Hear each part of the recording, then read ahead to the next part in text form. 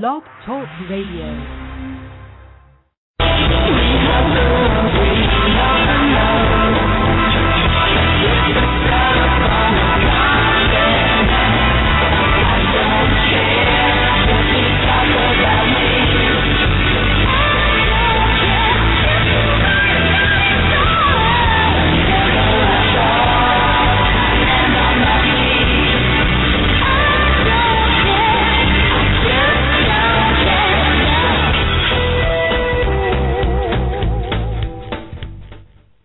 Well, hello, and welcome to today's episode of XANDERMONIUM, the talk show that gets you talking.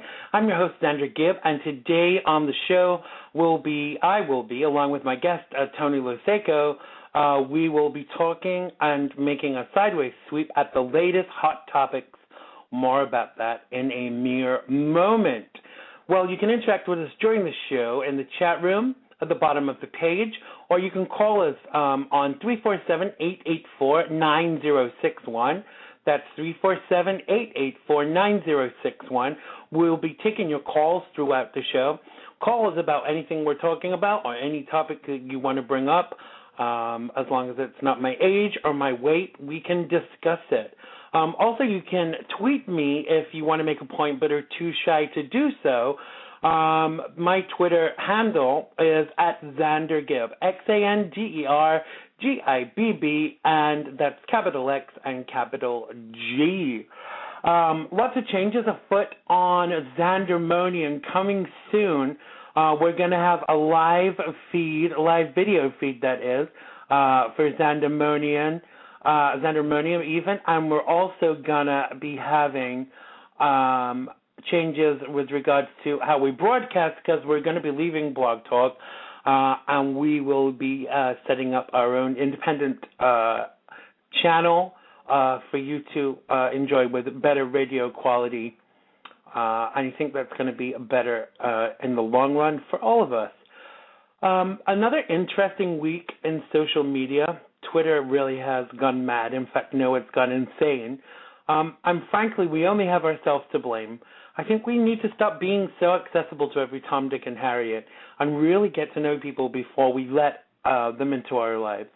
It's such an imperative to go out there and want to make a difference rather than promote hate and hate those who don't agree with you. I mean, God, it's 2013. Can't we disagree? Or just not even liking someone that's slightly different to you. I'm not going to be leaving Twitter, as some have suggested, but I will be changing the way that I use the medium, and I will be using it more as a marketing tool than a social tool. That way I can ensure I don't lay myself wide open to be affected by negative toxicity, because unfortunately it is everywhere. Haters going to hate. Live it, learn it. Take out their toxic trash and move on.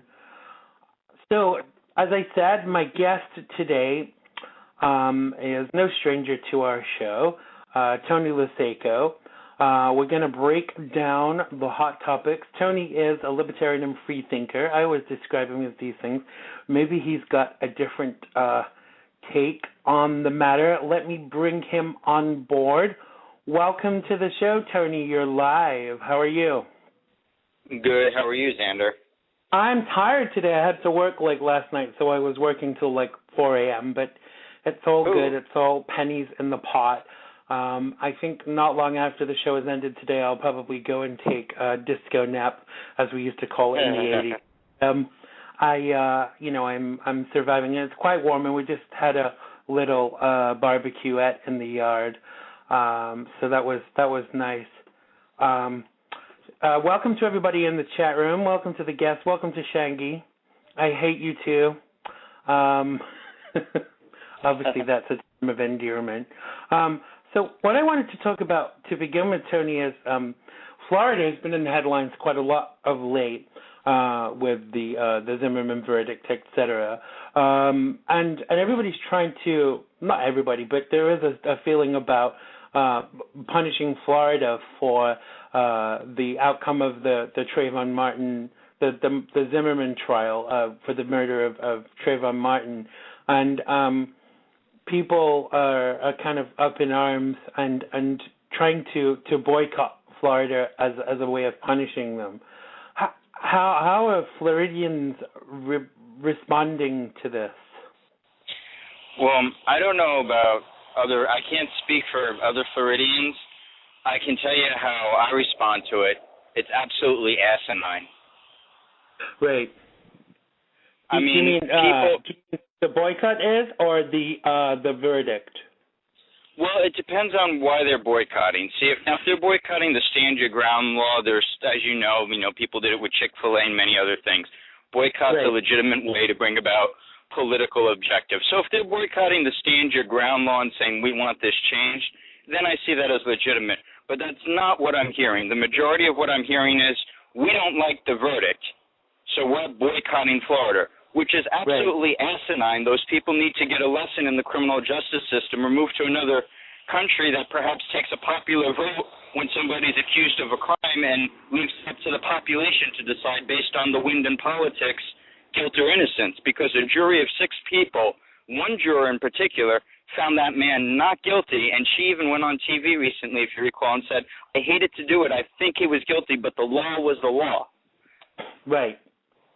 And whilst the law is an ass, there are ways of changing the law. I mean, some people have said, about when they protested in Egypt against President Mohamed Morsi, and so many people were killed. But I don't think even the Martin family are calling for anything but peaceful protest, because I think that's fair enough. And what you said makes perfect sense about breaking it down, whether you're what your actual beef is. But what I do understand is that a lot of people are saying that they're afraid to go to Florida as tourists. What do you feel about that? I think that they should be more afraid to go to Chicago or Detroit. That's what I think. Really?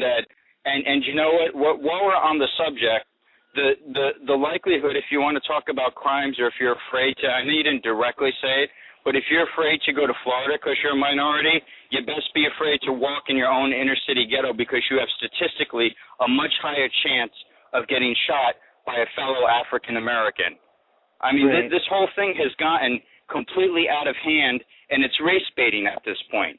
It really is. I mean, whilst I see that element of it, Tony, we talked about this quite a bit, but I keep coming back to the same thing, and I'm not that you're doing this, but I'm sick of people putting that kid on trial that was killed. Trayvon Martin, a kid was dead at the end of it, and on whether they found Zimmerman guilty or innocent, it still highlights some inadequacies in the way that the framework of the law works. I've said so many times, there are only 3 versions of what went on there. Trayvon's, and Trayvon is dead. Zimmerman's, and he has a reason to express it in a certain way because he doesn't want to be in prison for life or get the death penalty, because I believe you have the death penalty in Florida. And then there's the truth, and no one person knows exactly what the truth is, because all of the final information was a jigsaw puzzle, and there were so many pieces missing of that jigsaw puzzle. And Xander, that is exactly why a jury could not convict him. The evidence and I don't understand why people don't understand this. We're taught this in middle school, in grade school, from when we're children. If you ever pay attention in a history class, our system is based on giving the accused the benefit of the doubt. And if there is reasonable doubt, a jury is required to acquit. The evidence just wasn't there. That doesn't mean he's not a murderer. That doesn't mean he's not a racist. It means they just didn't know, and they had to vote not guilty. And the same people that are complaining, bitching about the system now, let's see if they're accused. And they're saying they're innocent. If they want public opinion to dictate, let's have another trial, or no, that shouldn't be. If they were in the position of the accused, they'd be very grateful for the way the system works. Furthermore, I don't think it's about race, and I said this on your first show. I think there's a bigger human rights issue that's being ignored here. I think Trayvon Martin was profiled. I agree with everybody that's saying that, but I don't think he was profiled based on the color of his skin. I think he was profiled because he was a young kid in neighborhoods, and it happens all across our country with curfew laws, with violations, with the police stopping kids for IDs, with 2 or 3 kids walking through a neighborhood and the police stopping them. The police profile, when you're young in America, they consider it trouble, whether it's an old person or not. That's where the profiling went on. Right. I mean, I've really tried to look at this based upon the facts, and if that had happened in New York, there's no doubt about it that Zimmerman would have been convicted of at least manslaughter, maybe even second-degree murder. I'm not a legal expert by any means, but I do think that verdicts vary from state to state, and this is a big concern of mine, that the state laws vary from state to state, and I think that that's a concern as well. Because if you live in the Union, if you're an American citizen, right, you should have the same rights whether you go to Florida or dare I say it, what's it called, where Alaska. It should be your rights should be the same. And I know that there's a libertarian theology about smaller government and the ideology of states, but I still have this issue of that some states are actually fairer than others. There should be a baseline for because let's face it, a lot of these things are human rights based, and this is something I've been thinking about a lot this week because I just wrote a piece on stopping trade and aid to countries where there are violations and stuff. But I really think that there has to be a baseline of human right and human experience, and where there isn't that, some laws in this country contradict one another, and some laws in this country are discriminatory, See, and I go back to what I said again. A basic fundamental human right, I believe, and we talk a lot about human rights nowadays, but we've gotten a lot further in that. A basic fundamental human right was violated. That's the right to walk in your own neighborhood and feel safe and not have somebody chase you down with a gun or view you with suspicion. The right to walk outside of your own property and feel safe and secure. The right of a child to come home to their mother and father. Basic human right, life, liberty, the pursuit of happiness. It was absolutely violated. But once again, it was violated because he was a kid. And that's the human rights violation. And I mean, I wish we could do something about that. Absolutely. And one thing for me that should come out of this, 20 years ago when I lived in London, and I talked about this when we did the Zimmerman show, a young black guy called Stephen, his last name escapes, Stephen Lawrence, was murdered by five youths, and they said it wasn't race related. But if you go up to someone in the street and call them the N-word and stab them, for me that's hardly an attempt at race relations. For me, there are similarities in this. Is from the point of view that change has to occur. We have to learn something from everything that goes on in this country, or we risk repeating the same mistakes. Even in the UK after this happened, so much change was affected by it, and there was a partial revocation of the my brain is gone. What's it called where you can't be tried again? Double jeopardy. Double jeopardy laws. They were partially revocated. Because the police had been proven to be institutionally racist. Now, I'm not suggesting that that's the case in Florida, but what I'm saying is that there are similarities in these two cases, and I think, if nothing, we have to learn, change, and grow from these things, or that kid has died in vain. And for me, that shouldn't happen. It's bad enough that a kid has been killed on the street, shot to death, minding his own business. And I think that we have to learn and change from this. And so you talked a little bit about different laws in states. I'm from New York originally, and I took a law class. It's been years in New York State at the time. And we studied law, I believe, in New York State. And once again, it was years ago, so I don't want to say I'm completely right. But New York State, I believe, has a law, or it did at the time. It was called depraved indifference to human life. It was a form of manslaughter, and that was the wording they used, was depraved indifference to human life. And in this case, in New York, like you rightly said, I don't think that would have flied. I think a jury would have said, he acted with a depraved indifference to human life. But I also feel that it was more along the lines of, from a libertarian standpoint, you could say Trayvon Martin makes the ultimate libertarian point, for instance. He was minding his own business, not doing anything wrong. And the libertarian mantra is, live and let be, essentially. Government, get out. Zimmerman is the example, and I'm saying this not speaking for all libertarians, from my perspective, as government gone wild. Neighbor watching neighbor, looking over. Is there suspicion? This is what Big Brother and the government would have us do with terrorists, And if people were not doing that, and if the government weren't far-reaching, if we just let people be themselves and mind their own business, there would have been, the situation wouldn't have happened to begin with. There was no reasonable reason, I think a lot of people agree, to suspect Trayvon Martin.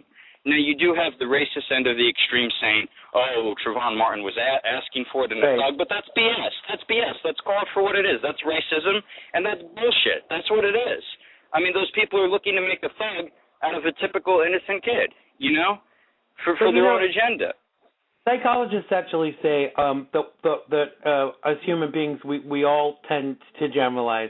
They say that we're all a little bit discriminating. But, I kind of really try not to be. And I think that certain sections of the community are seen in certain ways, and that kind of bothers me. It's like, let me give you an example from my own life. And this is a silly example, but all the time when people find out that I'm gay, they want to talk about Glee. I don't even watch the damn show, So people in society generalize about gay people, think that they do unwatch certain things. They do the same about in racial terms as well. They think that Italian Americans only do this, and black people do this, and Asian people do this, and that they have small penises, and all these generalizations. Because we live with them, we kind of absorb a lot of it, unfortunately. Now, there was a lot of evidence given to the contrary. They tried to paint George Zimmerman as a racist, and even the 911 tapes. People are saying they were doctored, but even on the 911 tape, there was a racist term on that. But they were saying that was doctored too. But the racial angle of it aside, I always keep coming back to the same thing. A kid died, Exactly. A kid died, and we've gotten far away. Dr. Martin Luther King. Now, I'm not going to make myself out to be a great worshiper of Dr. King, because that would be dishonest or anything. But we do learn about him in history, and we learn about his all-famous quote, "I have a dream," right? We learned that in elementary school. I have a dream, that people will be judged by the content of their character, I believe, and not by the color of their skin. Right. Let me tell you, we have done the opposite today. We have done the opposite. The first thing we judge is based on the color of skin or the sexuality of somebody or male or female or gender or religion. We judge and we place labels. And it's the exact opposite that Dr. King worked for. He was saying, if a crime was committed, in his view, from the way I interpret it, you don't look at black and white. You look at the person and why they committed the crime, Right. Absolutely. I mean, and some, some stars have kind of been really pissed that it's been suggested that they're boycotting Florida, like Madonna, Jay-Z, Justin Timberlake, and several others have said that definitely not. They're not suggesting that that they were joining the boycott. Stevie Wonder has apparently boycotted Florida. He said he won't play there after the Zimmerman verdict, which is all their kind of which is all their kind of it's their choice to do that. But let's move on a little bit from the Zimmerman situation. I was saying to you about that I'd written this article about. You've obviously heard of the band Pussy Riot. They've been in Russia. Yes. They've been in prison for over a year. Yes. And the new Putin regime, Vladimir Putin. I don't know if I'm saying it right, but he's just got such an anti-gay stance at the moment. You can't even you can't admit to being gay in public. You can't say the word gay. You can't hold hands. You can't display a rainbow flag. There was this phrase that was used. Remember, a few years ago they were bandying around this tearing at the fabric of society phraseology. Well, yes. there was a phrase used similar to that, and the first thing that I kind of think is like, isn't this how Hitler started with all his BS about making making certain things illegal and certain acts illegal? I mean, isn't this a step backwards? What happened to the new Russia? Well, I think that there's two different issues going on there, and they really need to be separated, because I actually follow Russian news a lot. I read RT Today all the time and everything. As far as Pussy Riot goes, they deserve what they get, and they should be in jail.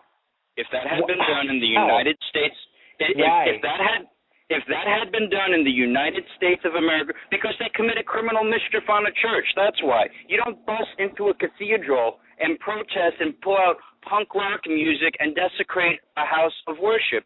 You don't do that. If a punk rock band, like if the Sex Pistols did that at St. Patrick's Cathedral, guess what?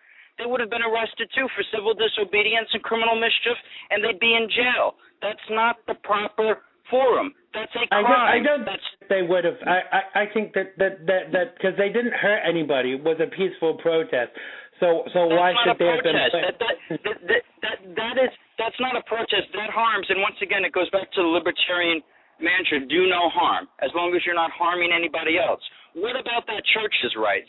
What about those priests' rights? What about those cardinals' rights? What about the devout worshipers in that cathedral who had a punk rock band burst in uninvited, sing and scream all sorts of things? That's not where you do it. Now, if they were invited, I'd have a different story, or if they were peacefully protesting in a lawful manner. But they weren't. They desecrated a church. Like I said, if the Sex Pistols or Metallica bust into St. Patrick's Cathedral and went on a rant, the Catholic Church would call NYPD and they'd be arrested for criminal mischief and probably inciting a riot the same way. Well, they might be arrested for trespassing, but I doubt they would have been arrested for criminal mischief because it was a peaceful protest. But for me, it goes a little bit deeper than that about why they were doing it. This new feeling in Russia, they're saying that the gay people undermine the moral foundations of the nation. I mean, it's kind of concerning. You see, Pussy Riot's objections are not about the gay laws. Their exactly. stuff is like a feminist thing. And that's why I said you had to separate the two. Yeah, absolutely. But the bigger picture of this is that the Russia are clearly violating human rights. There are now gangs going around Russia and actually attacking homosexuals and beating them up and videoing it. I'm putting it on YouTube and places like that. And it's sport, and the government turned a blind eye because they've got this anti-gay stance. And for me, the only way I mean, there are other countries, in Yemen, they execute people for being gay. Even people that are perceived to be gay are being executed in Yemen. In Cameroon, a few months ago, a gay rights activist was tortured and killed in his home. It's illegal to be gay in Cameroon. Mm-hmm. More recently, Jennifer Lopez performed for the dictatorship of Turkmenistan and said, "Oh, I knew nothing about it. I didn't know there were any human rights violations." I mean, this, a lot of this is about money, and for me, the way that you actually affect change is you actually have to hit people where it hurts. I think it's important for the United States to withdraw trade and aid. That means buying no more vodka from Russia until things improve. Until human rights violations stop, we should not be giving aid or trading with countries that are proven to be active in human rights violations. And see, Xander, now let me explain why I completely disagree with you. I don't disagree with you as far as the violation of human rights against homosexual people in Russia. It's appalling. It's disgusting worldwide. It's a very alarming trend worldwide. However, the United States government has absolutely no moral or legal authority to do that while we have Guantanamo Bay open and while we have drones killing innocent people overseas and calling it collateral damage. When we can indefinitely detain I totally agree with our own citizens. So we have no right to stand for human rights at this point because we are one of the biggest violators of human rights, right? Well, I can't say that. That's an over-exaggeration. Let me back up. We are violating human rights ourselves. I can't say we're one of the biggest because there are obviously countries far worse than us. But you can't violate human rights. You know, look at Eric Snowden. If he comes back, it's like, what's he going to face? Indefinite detention? Disappearing? I mean, torture? He should stay where he is and look out for himself as far as I'm concerned. But let me just draw on a point there, Tony. To me, I see what you're saying, but it's not the American people that are affecting the human rights violations. It's actually the American government. But why should civilized countries like Britain and America, or so-called civilized countries, still be giving money to these countries that are proven? Why should they get charity when they're treating people badly? Regardless of what anybody else is doing, why should we give charity aid to countries like Yemen, etc., that are proven to be human rights violators? Why should we continue to do it?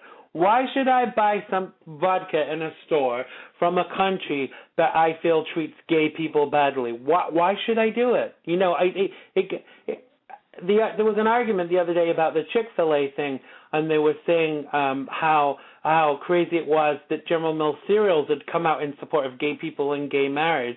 And so many conservatives were up in arms about it, saying, oh, this is ridiculous and it's wrong and it's tearing the fabric of society and why should they do it, et cetera, et cetera. But you know, there is the power of the purse, and we have the right to spend money or not spend money wherever we like. And I personally would not spend money with places that are not at least, you know, halfway fair and decent. And some of these places we've mentioned aren't. And I agree with you as far as on a personal level. I'm talking about a government boycott. You can't justify a government boycott or government sanctions for human rights when our government violates repeatedly human rights. And that's what I'm saying. As far as Russia goes. So what about charitable aid? Do you think they should be still giving charitable aid to countries with proven human rights violations? Well, actually, Xander, you touched on a big libertarian stand, which is part of the reason Ron Paul did not stand a chance, which is I don't believe in foreign aid. I don't believe the government should be giving other countries aid, period. I mean, the best example of that is Syria. What a mess we've created. We're arming rebels right now who are swearing, who are telling networks, BBC and everything, that as soon as they get the weapons and are done in Egypt, they're coming after us. And we're arming them. It's like, have another gun. Let me stop you. Let me just respond to two of your points. First of all, I totally agree with you. You know, my grandmother always used to say when she heard about big amounts of money being given to foreign countries, saying, what about the starving in this country? Well, charity begins at home. So I agree with you on that point. But secondly, let's talk for a minute about Syria, because this is a big bugbear for me. Firstly, okay. I vehemently object to these people being referred to as rebels, and let me tell you why, because I'm sure we're probably going to disagree on this, but hey, it's great. We'll still be friends at the end of the day.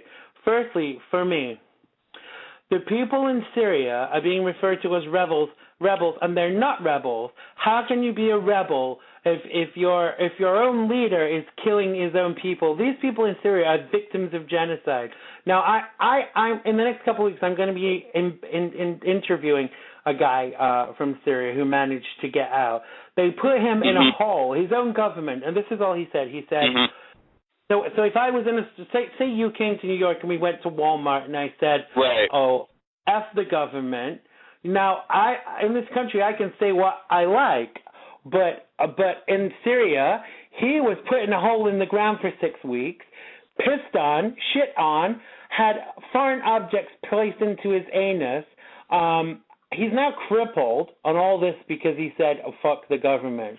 Now, this is the thing about Assad and the Assad administration. They're killing their own people, which in anybody's terminology is genocide. So why are we calling these people rebels for standing up for themselves? That's my first point. Well, it gets into a very touchy issue because President Obama spoke on a related issue of this, and there was controversy. I don't know if you heard it. He was interviewing. He was at the White House receiving the Vietnamese dignitary, and he said that Ho Chi Minh actually was inspired by Thomas Jefferson and the Declaration of Independence, and the conservative news outlets had a field day with it and were enraged. And at first, honestly, I don't know everything. I was enraged at first. I thought, how could he say that? That man slaughtered millions of people. What's the deal with this? And you know what? I asked a Vietnam vet, and you know what the vet said? You don't know your history very well. And this is a guy who fought in the war. He said, Ho Chi Minh wanted our help, and he was inspired by the Declaration of Independence. He was trying to bring freedom to his people from oppression, and he was fighting for the same things. We turned our back on him. We didn't give him the aid, and then he went to the communism. And I didn't know that. So as far as what you're saying, that really ties in. We forget what the Declaration of Independence really says.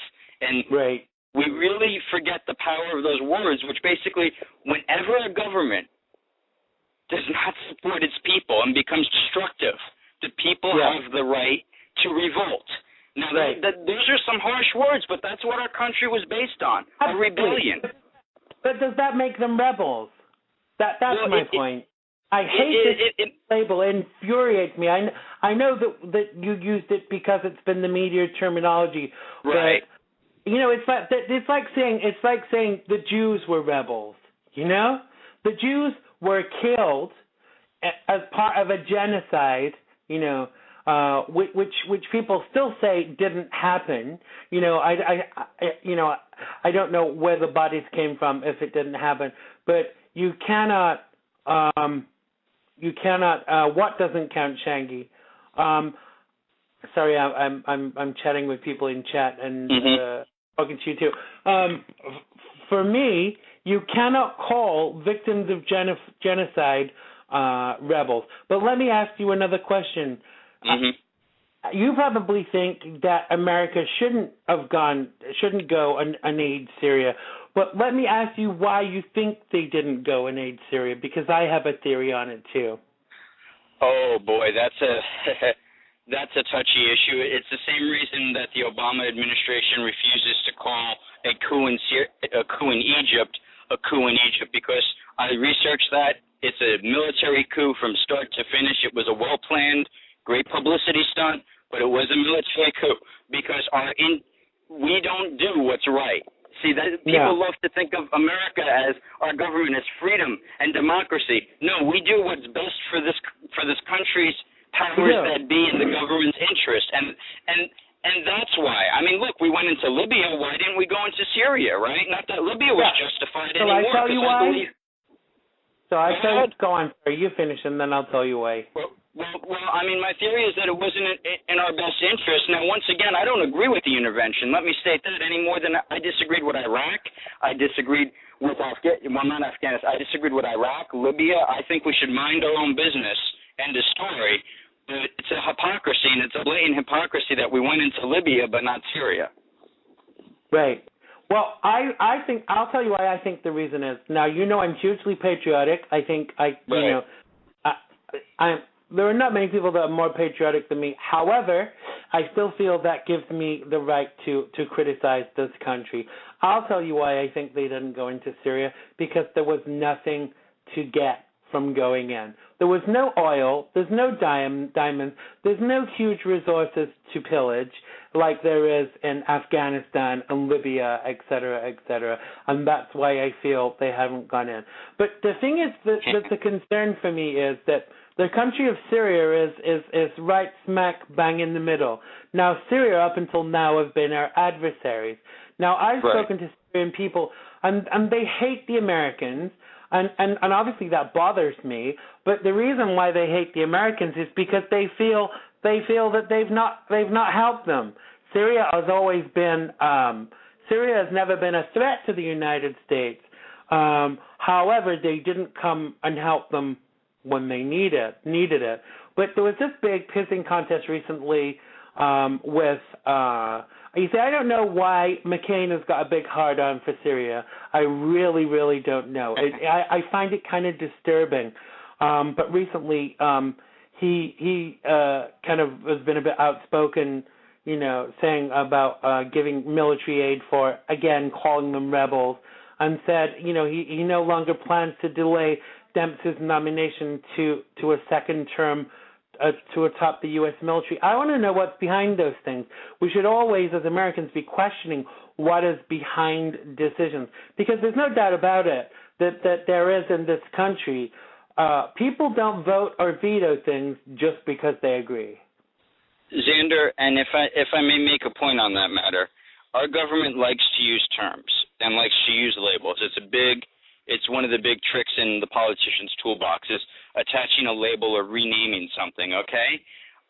If you hear somebody like John McCain talk, they're going to talk about no-fly zone to save the people of Syria from this brutal dictator. And that's the line they're pushing for intervention. What John McCain will not say is a no-fly zone begins with bombs. It begins on dropping bombs on the other country. And you know what? When you drop bombs, they like to call them smart bombs. They're not super intelligent smart bombs. You have what they like to call collateral damage. Another term for that is mothers and babies dying in the street from a United States bomb being dropped. So what they say is they're protecting people from the dictator. No, then you've just stepped yourself up to that same level, because in order to have those planes not fly in that country, you're bombing people and you're killing innocent people. So you can't fight killing with killing. People don't like to talk about these. That's why our president doesn't want a no-fly zone. That's why he's being very careful, because he knows what a no-fly zone means. Cruelty begets its offspring's war, Tony, and why we're still killing will still be killed, and it's an unfortunate thing. I'm not saying it makes it right, but it's all circular. A lot of the reasoning why other countries have attacked us is because of things that we've done. Now some of the things are kind of ridiculous, and I do get kind of, I do get quite pissed at some of the ridiculous reasons people give. But ultimately, for me, surely there's got to be a way around all these conflicts without killing each other, without killing everybody. I mean, for me, it's absolutely ridiculous. It's 2013. Can't we sit down at a table and talk these things out without killing hundreds of millions of people? Because our governments just won't allow that. In fact, keep your eye on Africa. Sometimes what the news doesn't say is as significant as what it does say. Africa right now is the next front of imperialism. Right now, the European colonial powers are instituting, I read a great article on this, are instituting a new neo-colonialism. The United States is right there on the bandwagon. You're going to hear little by little more and more in the up-and-coming months of interventions on the United States, on Europe. You're already seeing it with France going in there to root out the terrorists in Africa. But it's exactly what you said, Xander. They discovered, guess what? It's oil-rich, just like the Middle East. Calcium-free. They're going there, not for terrorist fighting or anything, but they have an interest now. So you're going to see Africa open up as, quote, the newest intervention front. Watch. Everybody's going to get interested in helping Africa all of a sudden. Watch. Yeah. Yeah, it's like it's not been in trouble for the last 30 years. Do you know what I mean? Exactly. A lot of Americans have said that it's unpatriotic for me to say that part of the reason why they go into some places is to tap into the natural resources. But it's the truth. Why shouldn't we say it if it's the truth? Why is the truth unpatriotic? Surely as a country we should be striving for the very best for our country, and for our standards just to increasingly get better and better, but they don't. And I despair at some of the things that we do. Some of the things you've mentioned, like the drones and the bombs and things like that, and Guantanamo, and the fact that people like, is it Anthony Snowden, have to reveal things that we should know. You know, there are certain things that we need to know. Don't tell me that everything is a matter of national security. There are things that we need to know about what's going on in our country. Let me just throw out the phone number. If anybody wants to call in, hopefully we'll get one or two calls.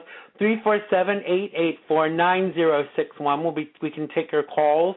347-884-9061. If you've got a comment or a question for either Tony or myself, give us a call or tweet. You can tweet me at Xander Gibb if you're afraid to call in and make your point. Now let's talk about something a little less heavy right now. As you know, I think she's called a duchess. Anyway, it's Prince William's wife. Yes. Has recently given birth. Prince William's wife, Kate, has recently given birth to a son, who they have named. They named after me. His middle name is after me. His name is George Alexander, I think. But basically, I was hoping they were going to go for Alexander for the first name, because it would be great for a British prince named after an American queen. No. It took me a second to get that. Wow. Yeah. Well, I think the people that are really in will get it. I mean, obviously, you know, I've got British connections. I've had phone calls all week about what do I think. Frankly, I don't give a flying frick. I don't wish the royal family any harm. Good luck to them. I think that basically they're an unnecessary medium in 2013. They're a drain on resources. Why did we have to have so much media coverage on the new prince that was born when there are people starving in the world? Xander, are you talking about the royal family or the United States Congress? I'm just wondering. I think that there's an element of crossover in the two. Yeah. I really do. Certain elements of some. I mean, I'm not a violent person, but there are certain senators that I would like to slap. Really, you know, a good slap and slap them senseless. But I better not name names because I'm probably on enough watch lists. But I do kind of think that. Do you not think the American media goes too crazy about the British royal family? I do, and you know, I'll never understand. I guess it's a celebrity thing, and we like the pomp and circumstance. And I've heard a lot of people comment on Facebook recently, and I can't agree with them more. So what? Who cares? I don't want to hear this. But I think as Americans, we have an infatuation with both celebrities and Britain and the royalty. With the celebrities, whether it's Lady Gaga or Rihanna or, you know, whoever, we just were fascinated by What's that? Or Xander, give you a listing celebrity name, so I just threw one in there for you.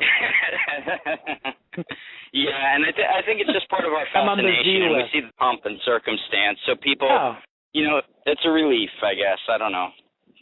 The only thing I kind of wish I was a big advocate of Princess Diana, mainly because I went to school in the UK, and when I was about 9 or 10, maybe I was a little bit older, maybe 11 or 12, I painted this picture in art class of Princess Diana, and I sent it to her, and I'm sure it was probably really crap.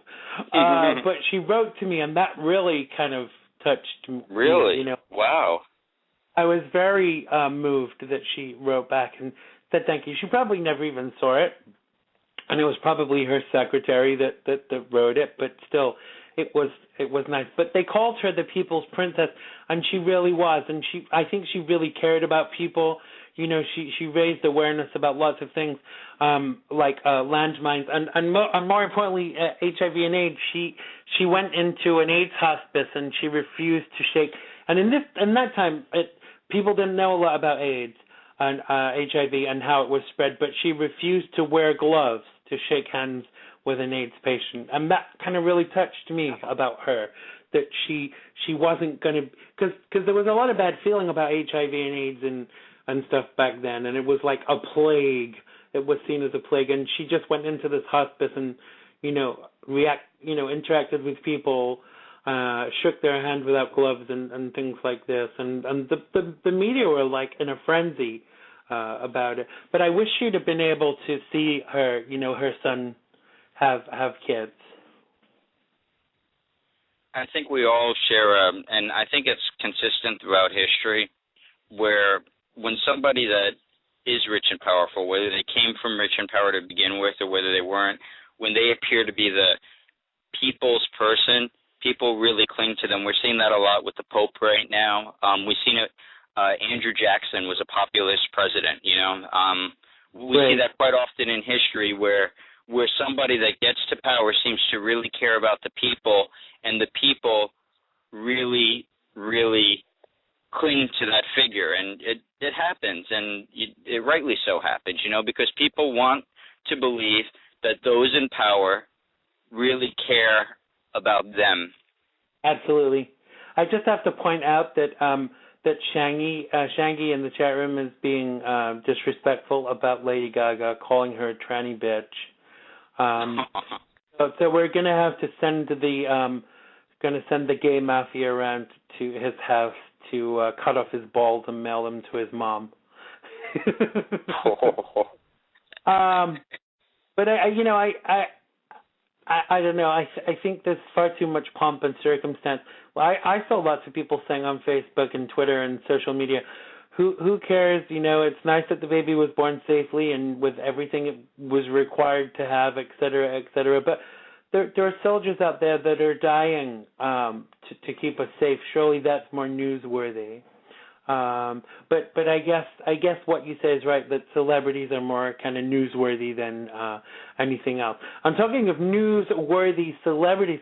What about Amanda Bynes being placed on a 5150 involuntary hold following a disturbance setting fire to her neighbor's driveway in Thousand Oaks, California? I mean, wow, yeah. Long time people thought it was drugs. Some people thought it was mental illness. I thought it was maybe a bit of both, but it's kind of, it's kind of concerning, really, isn't it? Well, hopefully, the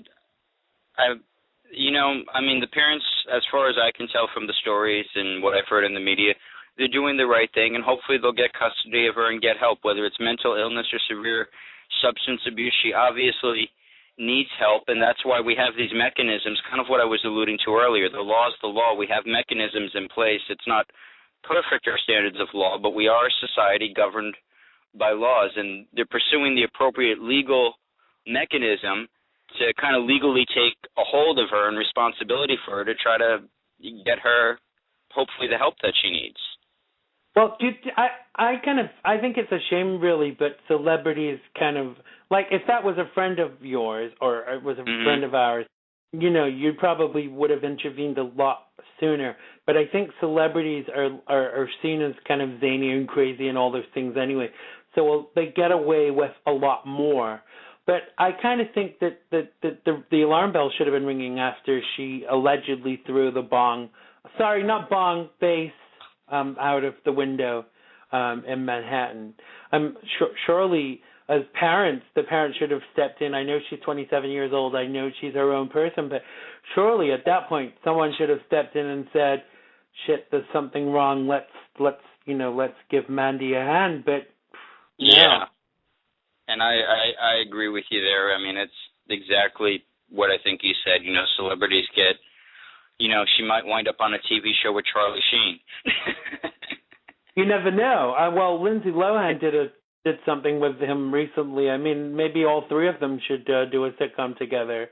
Yeah, I know.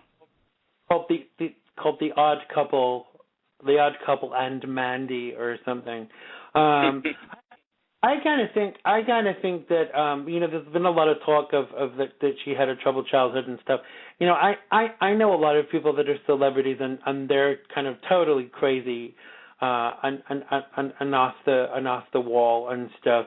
But they're not the same in private as they are kind of in public. But I think there has to be an element of crazy, whether you want to call it mental illness or not, to be in the public eye, because let's face it, when you are famous, you can't fart without the paparazzi being on your back. And taking pictures of you and wanting to get you in compromising positions and stuff.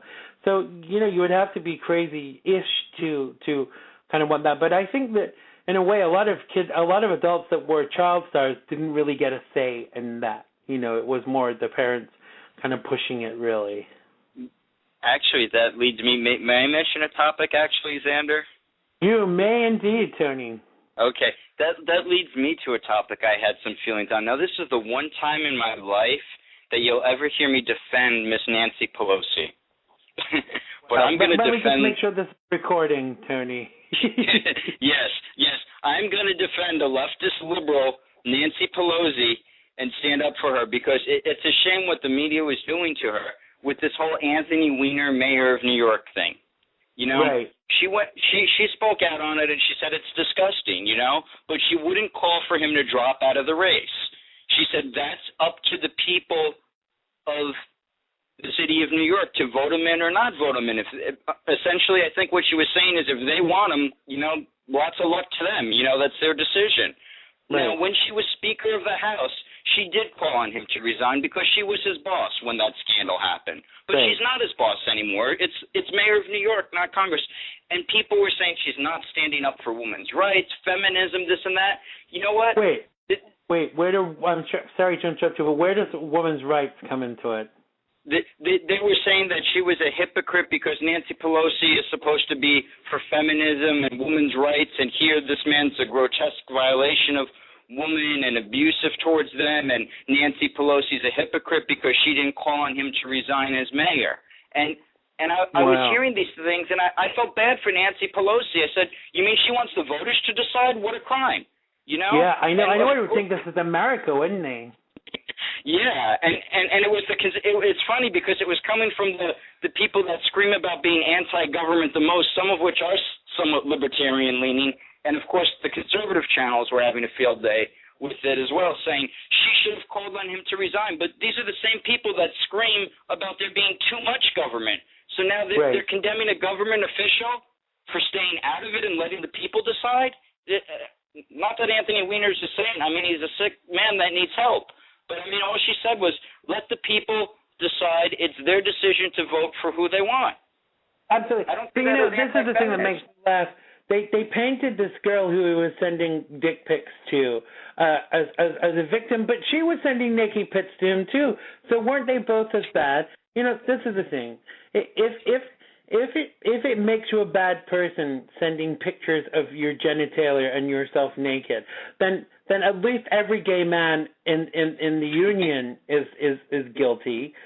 Maybe not you, Tony. Maybe because you have a partner, you don't send pictures of your wiener to people. But most single gay men will think nothing of it.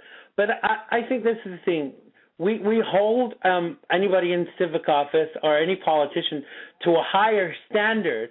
Are we right to do that? He was married, yes, so there's a morality issue. Oh, Kika's telling us in the chat room you send pictures of your wiener to him. Oh, yeah, okay. Is that not true? Are you refuting that officially on XANDERMONIUM? I am absolutely refuting that. Kiko, can you hear this? He says that you're lying. He says he doesn't send these to you. Go on. You did mention about, being touched by Lady Diana and her writing you personally. I will admit to something, I had a similar experience to that. I did send some photos of me to the Pope. I sent some photos of me to the Pope, and I came out to the Pope, and I was really touched that he personally wrote me back when I came out to the Pope and sent him those pictures, and he said, "Oh, why don't you become a cardinal? We've got plenty of room." No.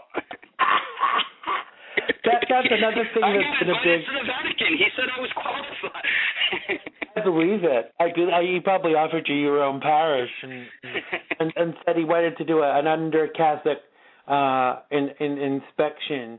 I don't want to get onto the Catholic Church. No, I better not, and I apologize to any Catholics. It was just a joke. With them. Hey, it's cool. Hey, it's absolutely cool. I just, when I get started on the Catholic Church, it really makes me angry because that's, that's institutionalized pedophilia as far as I'm concerned. But that is for another show. Shangy says people who send dick pics are, I don't know if that's supposed to be dicked or fucked, one of the two. Maybe they're hoping to get fucked, as it were, Shangy. So in the same vein, well, maybe it is in the same vein, maybe it isn't. Have you heard they're making a movie about the Clintons? And Diane Lane is going to be playing Hillary Clinton in an NBC movie that's apparently coming out in the end of the summer. She's going to be playing First Lady. It's not been announced yet who's. It's not been announced yet who's playing Bill Clinton.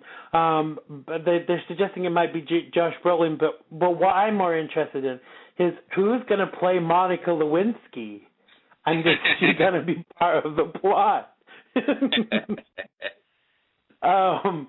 they can't really have they can't have Bill and Hillary, or should their celebrity name be Billary?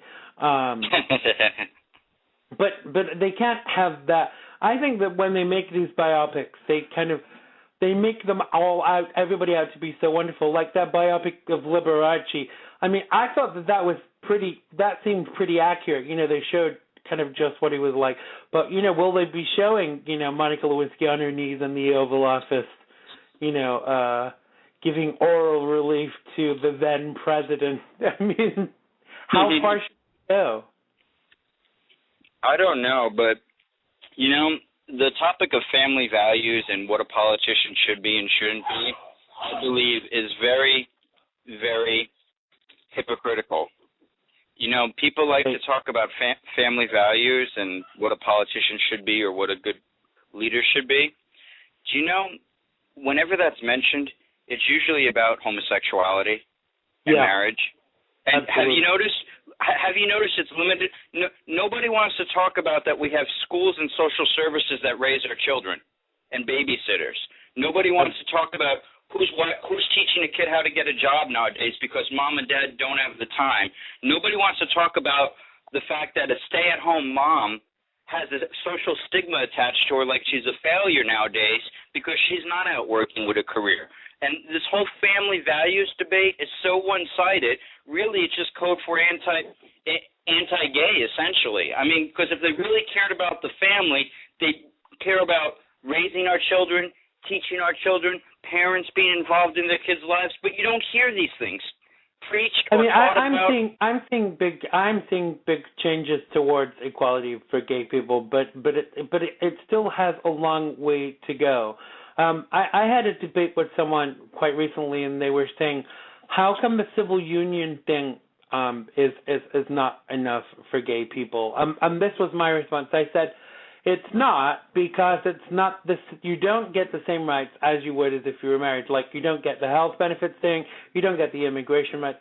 If they made civil marriage for gay people exactly the same rights, whatever you want to call it, you could call it bananas and custard, you could call it olives on your pizza, you could call it what you want.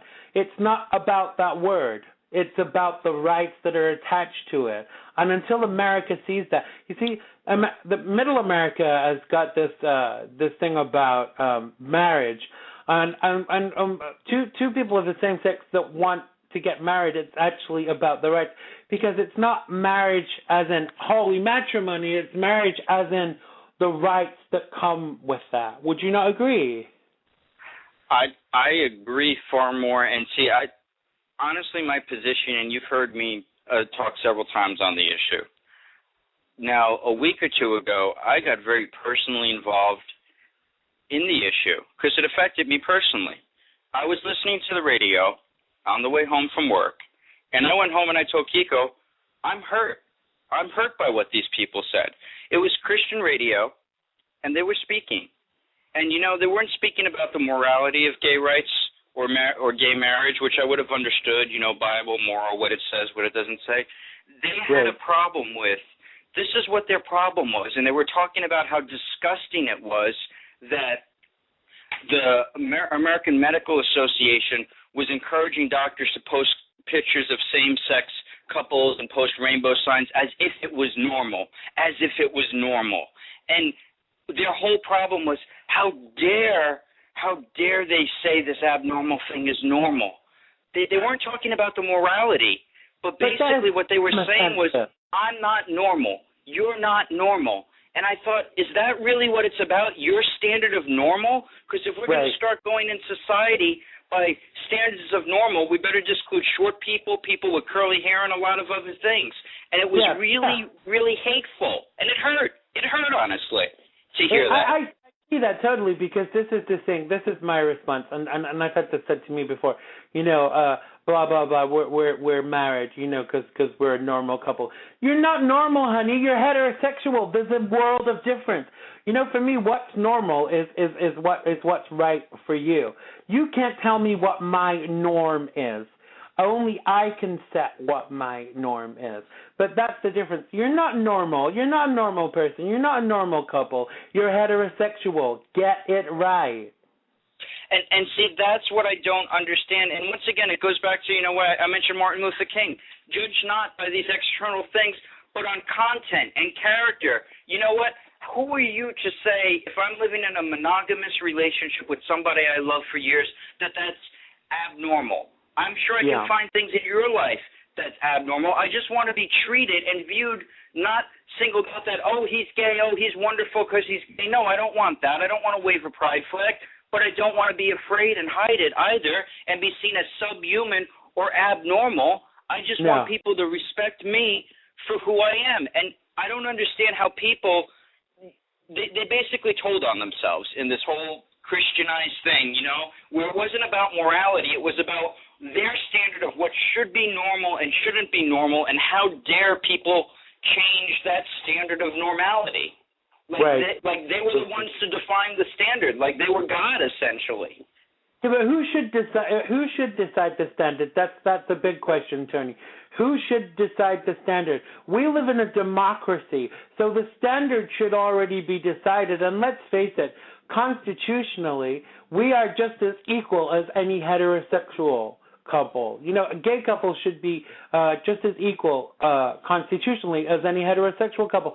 This is why things are being challenged so often.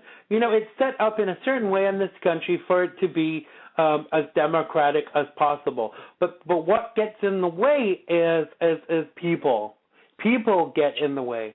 On the books, on the face of it, the Constitution is totally supportive of gay people and gay relationships and gay marriage, because there's no gender inclination in the I was going to say the Webster's thesaurus in the Constitution. See where my brain is.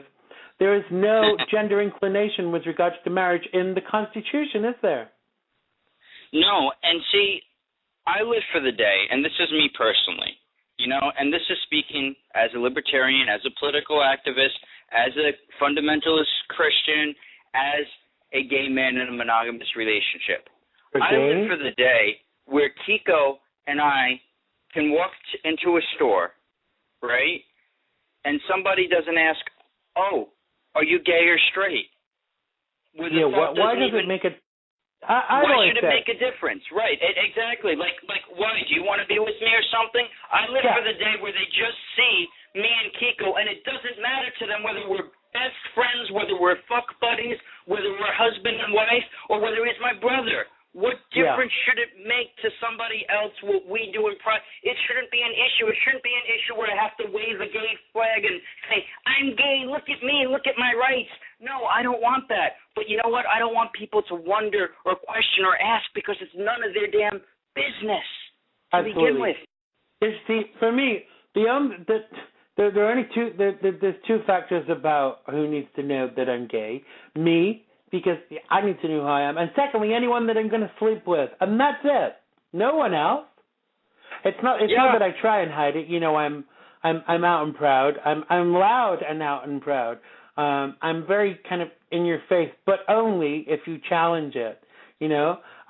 For me, don't challenge my life or my lifestyle and I won't challenge yours. It is a very simple fundament that basically people need to just live and let live. You know, I keep having to look outside my door to check this is still America.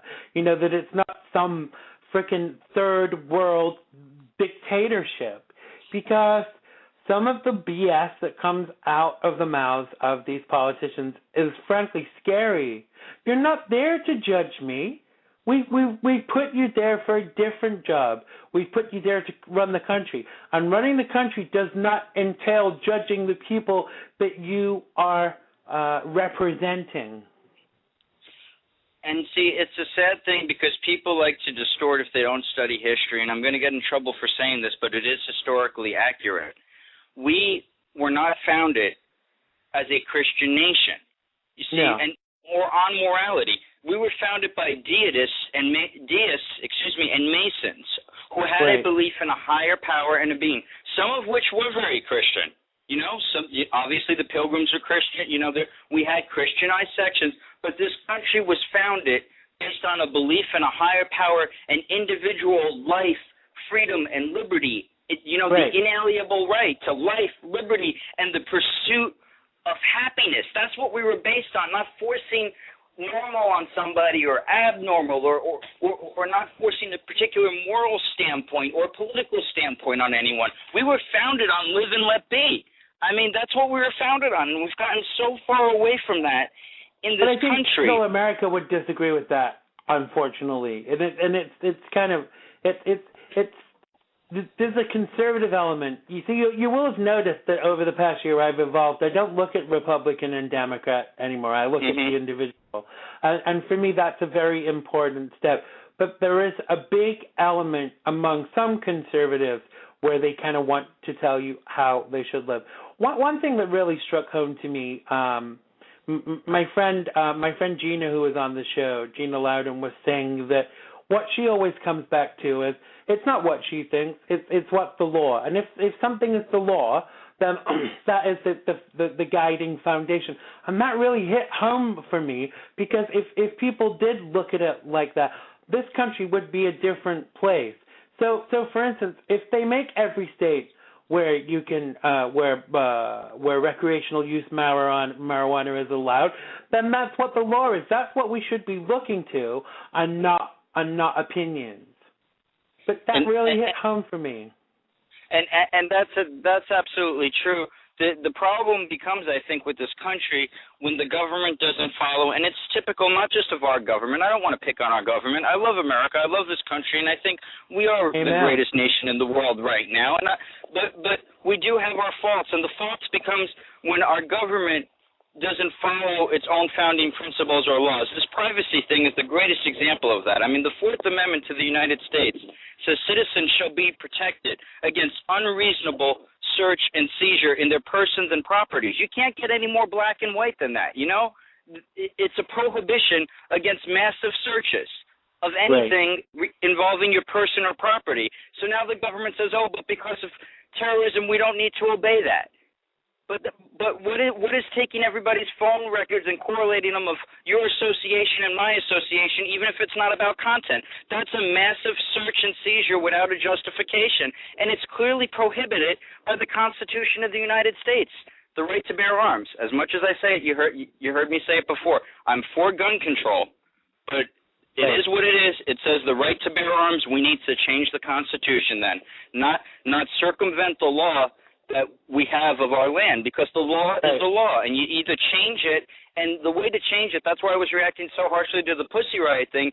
The way to change it is the way like Martin Luther King and Gandhi and all those people changed it. You change it through the process, through peaceful process. I mean, in fact, gay marriage is one of the greatest examples of that, actually. Look at it.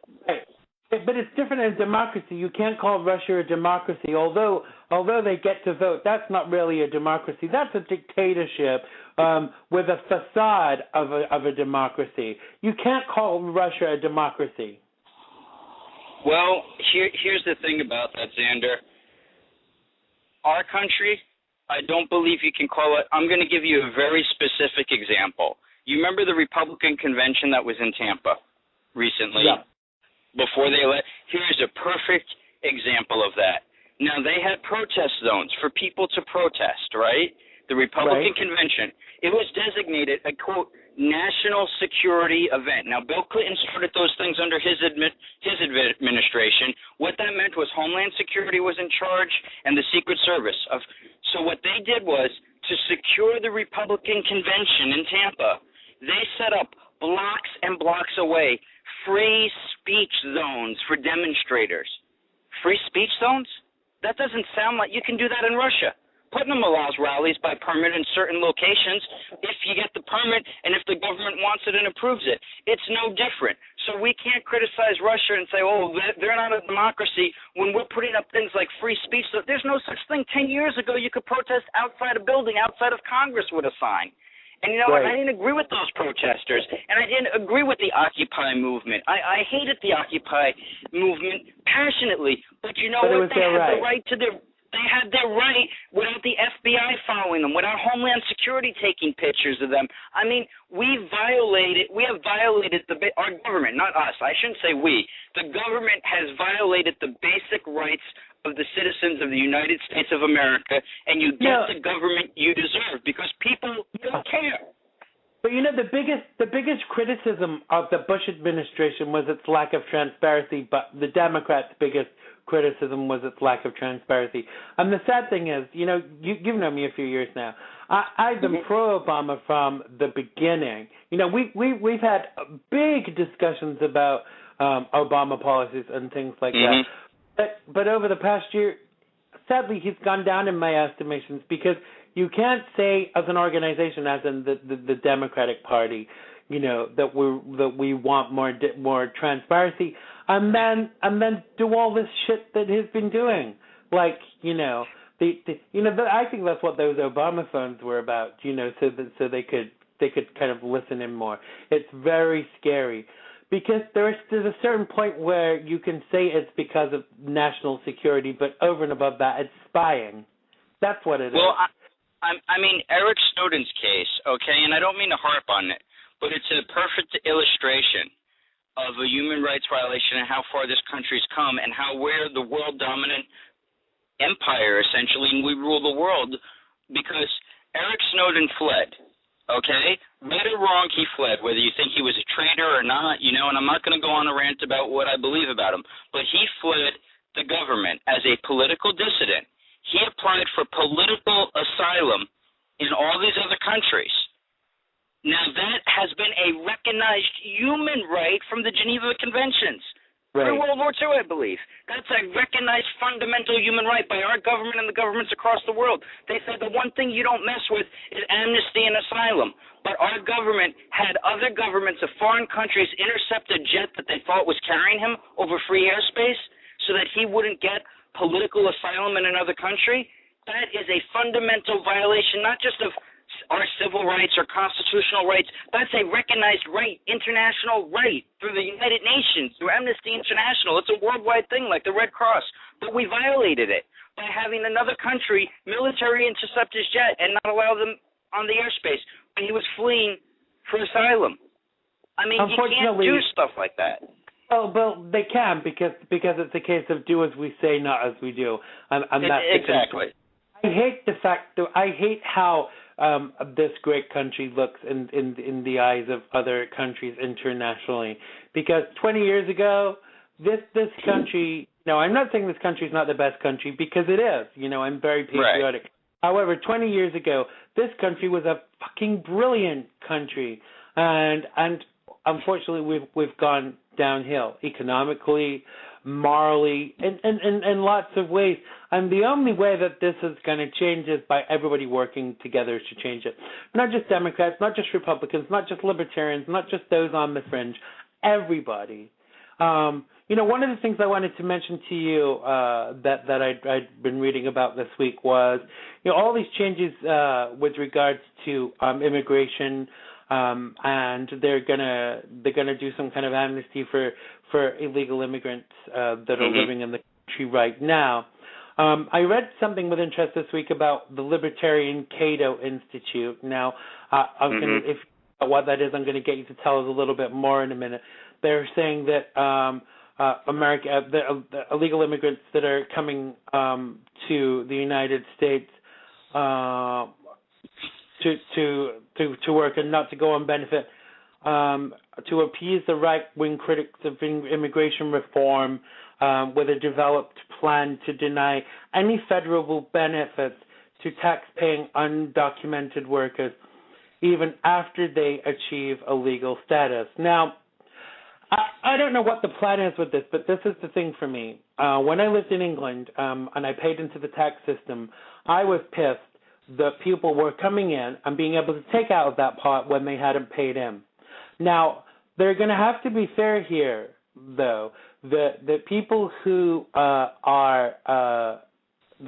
start off on this track towards nationalization, towards citizenship, whatever you want to call it, if they pay in for 5 years or a certain amount of time, they should be entitled to something back after a certain point in time. You can't say, basically what this is about is building a wall around the welfare state instead of a country. First of all, Tony, could you tell us what the Libertarian Cato Institute is, and then tell us your response to this situation? I can tell you a little bit about. All I know is of the Libertarian Cato Institute, and I haven't really gone on their website, and I'm not too familiar with them or their causes. Unlike a lot of libertarians, I spent my years just about as when you were starting to get to know me as a militant conservative Republican and Fox News listener, fighting for the cause of less government. And it's funny because how I became a libertarian was I had my thoughts on what was wrong with the Republican Party. Hey, I agree with less government, freedom, but I don't think these morals should be involved. Why are we getting involved in wars? And then I heard the Libertarian Party website, and I was like, wait, this is what I believe. So I'm not really a Republican, and I'm not a conservative. I'm a libertarian. And I actually came to that conclusion without any think tank or any libertarian organization. In fact, I differ with the libertarians on some things such as gun control. I'm the villain there, because I'm a libertarian, but I believe we should change gun laws and should have gun control. Right. So what about the immigration issue, Tony? What do you feel about that with regards to access to state benefits and Medicare and Medicaid? What do you feel? Honestly, and I'm speaking from my heart here, and I've always believed this, and, Kiko and I actually disagree on this vehemently. I believe, I am about a fourth-generation Italian-American immigrant. Fourth generation. Haven't seen Italy. I don't speak Italian.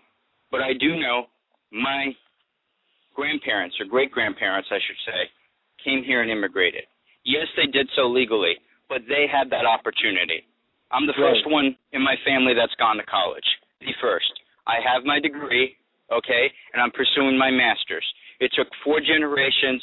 My parents started in New York City in the slums. They moved to the suburbs, then upstate New York. They sacrificed to get me to the point that I am at now, and hopefully if I ever have a child, they'll be at a better point. That's the whole... And you recognize that, which to me is very important. But see, that's the whole idea behind this country. And people love to talk. They love to invoke the ghost of Ronald Reagan. I swear, every time a Republican's losing a debate, they throw Ronald Reagan's name and they think they're going to win. But Ronald Reagan believed in that same thing. That's why he had the amnesty program with good faith, believing they'd seal the borders and it wouldn't happen again. He believed in America. I never lived here when that happened. I lived in England. But when I was told about that, was it his last day in office or something that he said anybody that's on American soil today can come and have an American passport? I mean, for a Republican, and I mean that in the nicest possible way, isn't that a really grand gesture? It's not, because Ronald Reagan believed, and he said it so many times, as much as people like to vilify him on the left, he said it so many times. Actually, he often said his own party were worse of an obstacle than the Democrats, actually, but that's another story. But he believed in America as the shining beacon of hope to the world, of freedom and opportunity, and he believed everybody should have that same freedom and opportunity, but with that opportunity comes personal responsibility, and that's what that man fought for. And that's what that man believed in. You know what? Any immigrant that wants to come to this country, and once again, I offend a lot of people by saying this, let them come. Why shouldn't they have the same right and the same chance that my great-grandparents did? Because if not, I wouldn't be here today. I don't understand how people are against that. Right. This country is built on immigration, but this is the thing. This is why I think they have an illegal immigration problem, because the system has been so effed up for so long. But I mean, I know people that for years and years tried to get in legally, and they were just the kind of people that we want in this country. You know, qualified people, people with skills, et cetera, and they couldn't get in, and that's why they did it.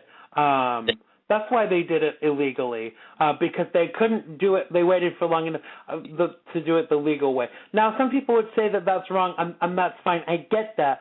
However, we have to take into account the fact that the immigration system was broken, was a broken system, which doesn't excuse why some people have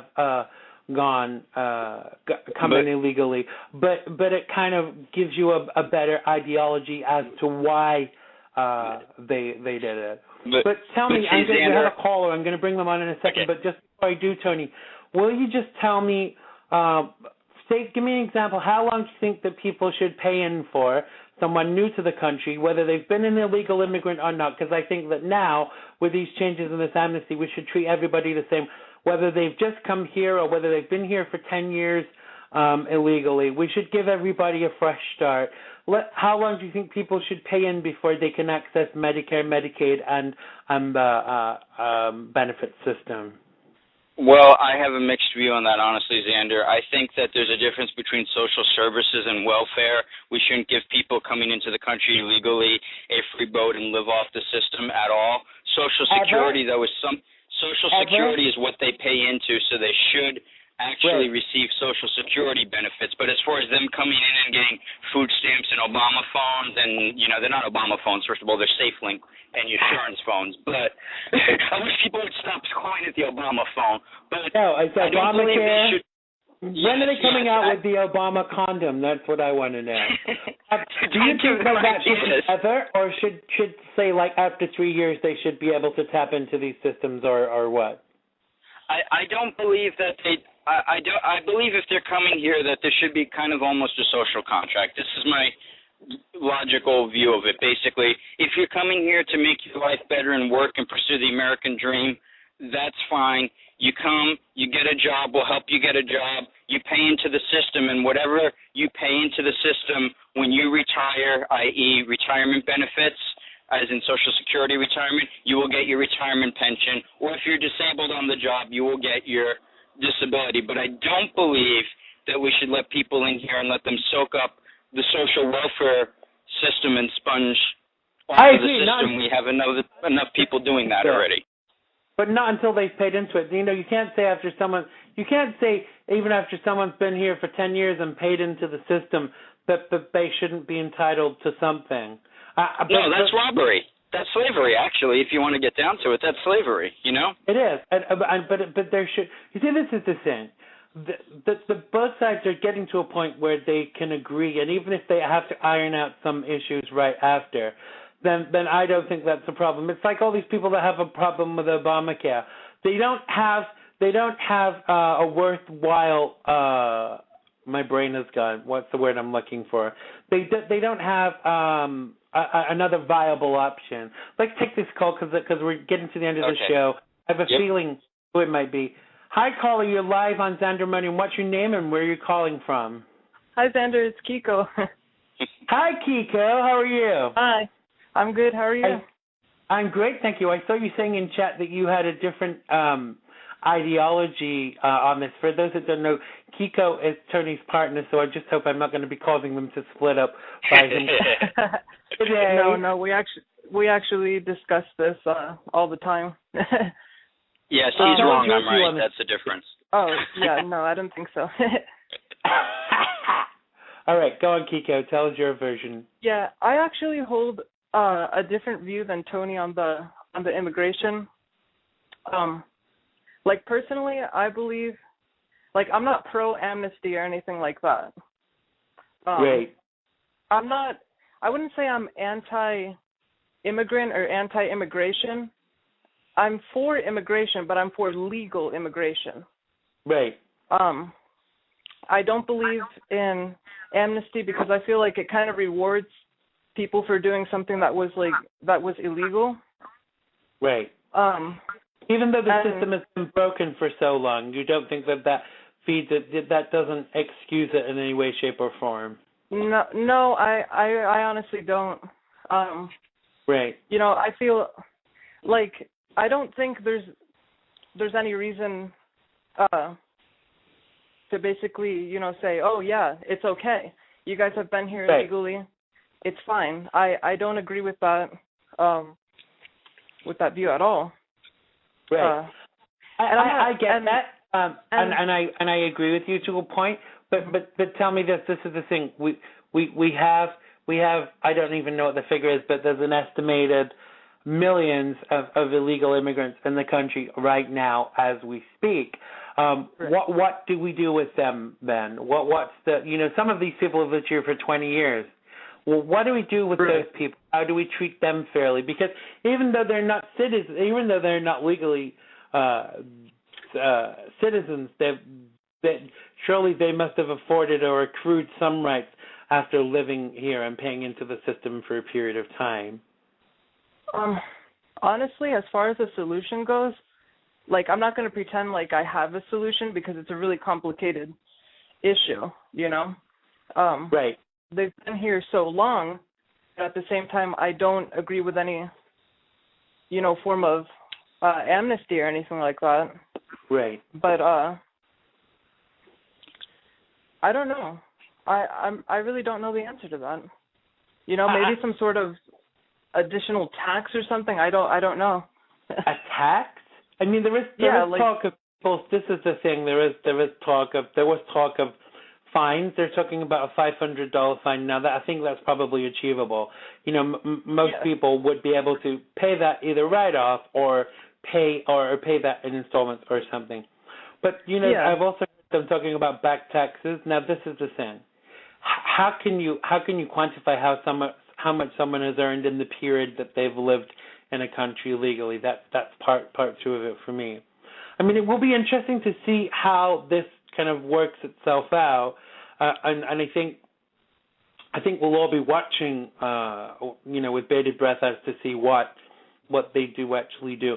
But I think that this is a nation that's been built on immigration, and if nothing else, we need to ensure that people are treated fairly, because America has a bit of a bad rep anyway about lots of issues, you know, some of which we've talked about in the show today.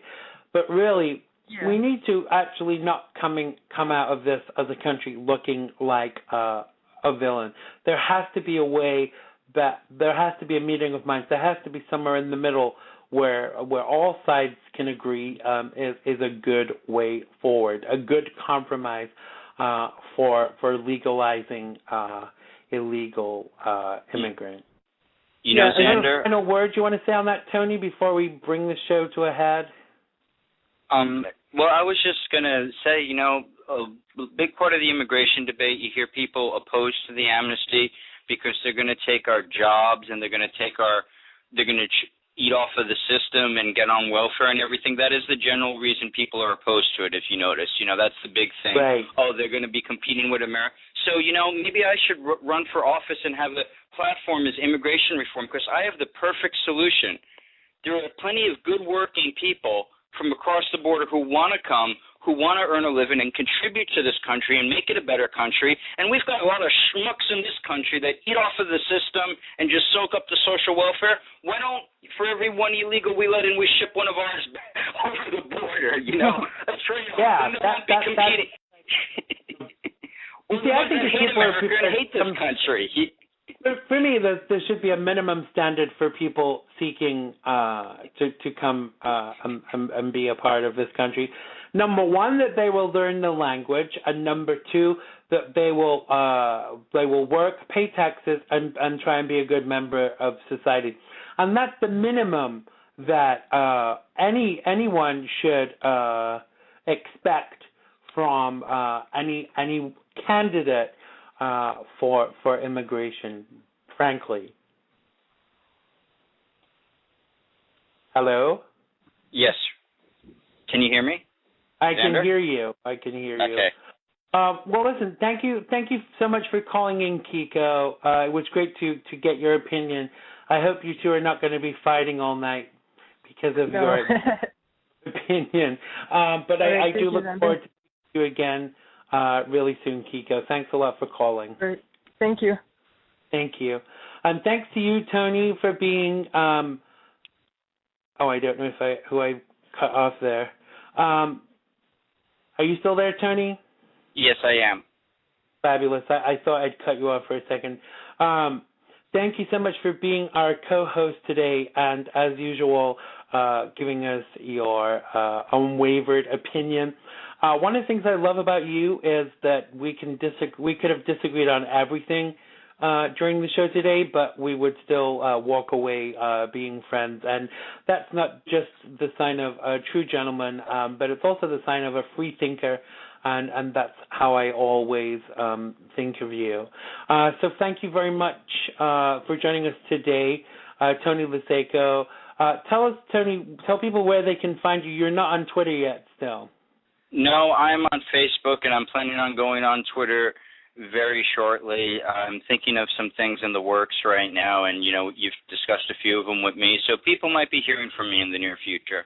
Whether they like it or not, we'll see. Tony's gonna come and produce some segments on XANDERMONIUM, and there's a possibility of Tony doing his own show on the XANDERMONIUM network in the near future. So we'll keep you posted on that one. So thanks so much for joining us today, Tony, and you have a great weekend, what is left of it. And I hope you'll come back and join us again very soon on XANDERMONIUM. Thanks, Tony. Thank you, Xander. Have a good week. You too. Take care. Bye-bye. Bye. Well, that was our breakdown on Hot Topics this week. I hope you enjoyed the show. Next week, we will have joining us from Beyond Stonewall, Will Cole, and we're going to be talking about some of the projects that he is working on right now. I'm sure I can announce this, but I'm going to be joining Beyond Stonewall. They're going to be publishing some of my articles on their website. I don't know exactly what my title is going to be. I'm probably just going to be a features contributor, but that will still be great to have another outlet out there. So thank you very much to everyone that was in the chat today. Thanks to Rachel. Thanks to Kiko. Thanks to Shangy. I don't know where he disappeared to. Probably off to measure his penis again. Thanks once again to Tony Losacco for joining us today as co-host. Thanks to you for listening. We will be here with you next week. Like I said, coming soon, we'll be having a live video feed. How will we cope with that? Get me into makeup, Mr. DeMille. So thanks again. I will see you all or speak to you all next week. And I love you all. Bye-bye.